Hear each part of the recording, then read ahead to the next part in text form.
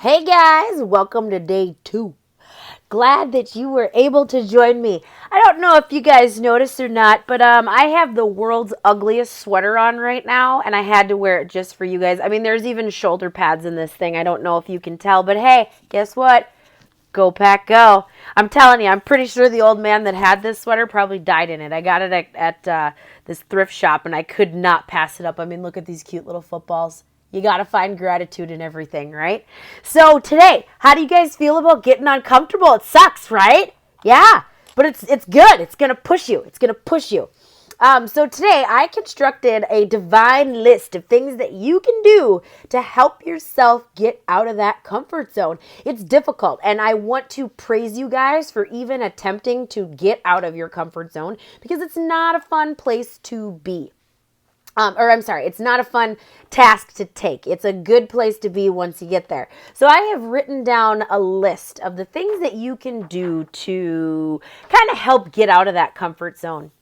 So, number 1, never take anything for granted. Never. Whether it is the birds and the bees, the trees, your dogs, your cats, your kids, your children, the situations that we live in on a daily basis. We might look at certain things that we're going through as, oh my God, this is so negative. Why is it happening to me? But have gratitude that the lungs, the air in your lungs is helping you live.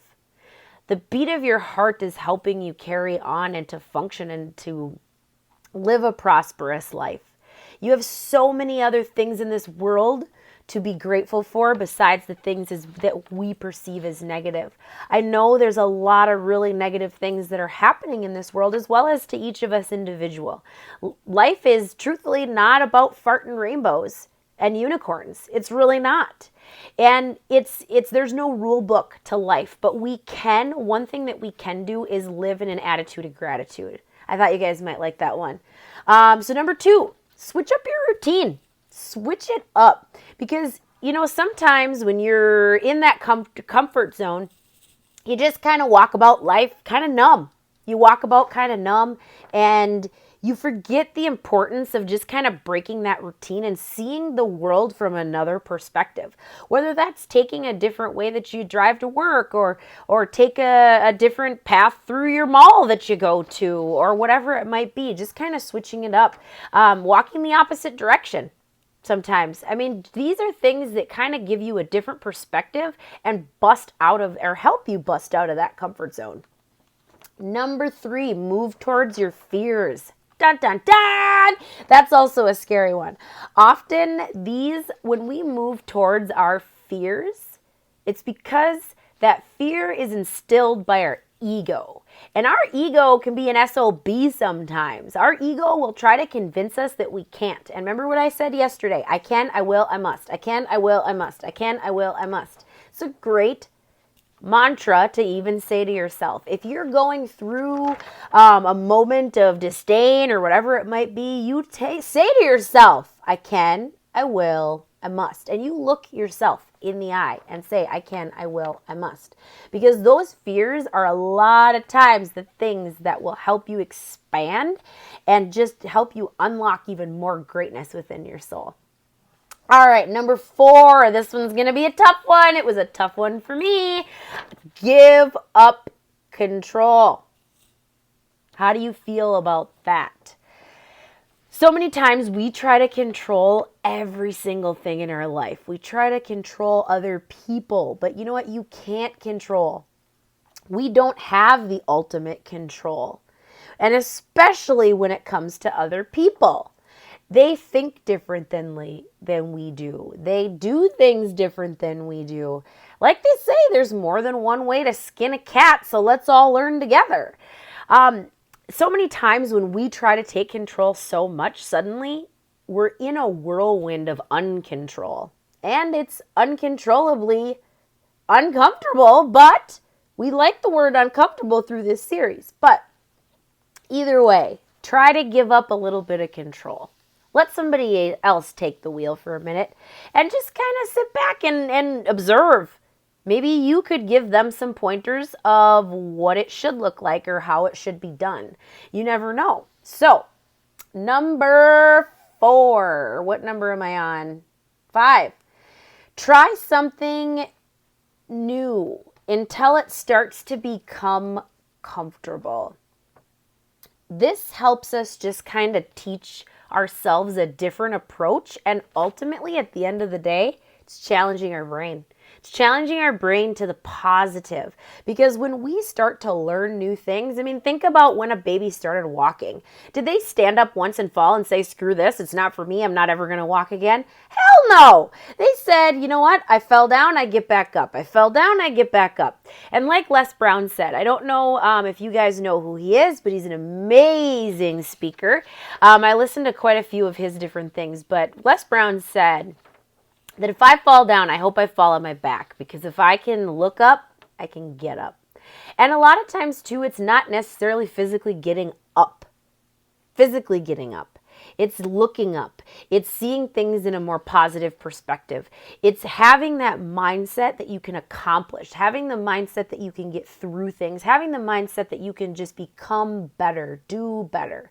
So think about that for a little bit. I know it's something that's difficult. Here's another one. Ask questions other people won't.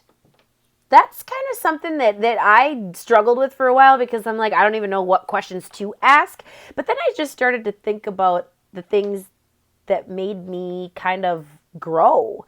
And it was really truthfully finding those questions to kind of question other things. And then it just became a just kind of a expansion of my own knowledge. So start conversations with strangers. The first time I told one of my clients this, that because she was so just fearful of like going out, meeting new people. She was trying to find the love of her life, but she wouldn't talk to new people. And I told her, I said, start conversations with strangers. They don't know where you're from. You could have a random conversation about the sun shining, but it gets you out of that comfort zone of actually wanting to fuel yourself into just starting new things. And another thing with starting conversations with complete strangers, I actually did this the other day, and I'm sorry this video is getting a little bit long, but I did this the other day and started a conversation with a complete stranger. And suddenly I felt like I knew the person my whole entire life. It was such an awesome feeling.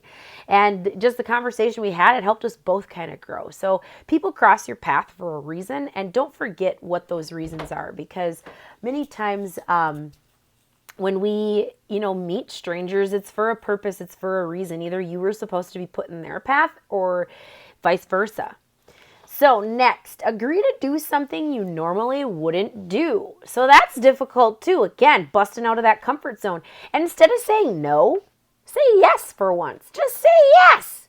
I know it sounds easy for me to just say yes, but you know what? It's true. When you constantly are telling yourself no, no, no, no, no, or I can't, they're all kind of related. So tell yourself yes for once. Give yourself the freedom and the opportunity to agree to something and say yes to the things that you normally wouldn't say yes to. Number 9. This is kind of an odd one, but it just like divinely popped into my head. Get in front of a camera and talk to yourself. That's an interesting concept, because when you can talk to yourself about yourself, what are you going to say about yourself? That's ultimately what it's about. I'm actually going to dive into that a little bit more tomorrow. But that is, I really want you to think about how you self-talk. What do you tell yourself? What do you tell yourself? We're going to go into that a little bit more tomorrow. And number 10, start writing your goals down. Write them down. You write down your immediate goals, your goals in a year, 5 years, 10 years, what you even want to do tomorrow. If your goal is being able to just get out of bed and feel positive, write it down. Write that down, because that's something that once you put it in ink, it's going to stick. And to put it in ink is really going to make you think, like my friend Todd says. So definitely those are my top 10 that have come to me to share with you guys today. And I really, really hope you guys love my ugly sweater. Have a great day. We'll see you in day 3.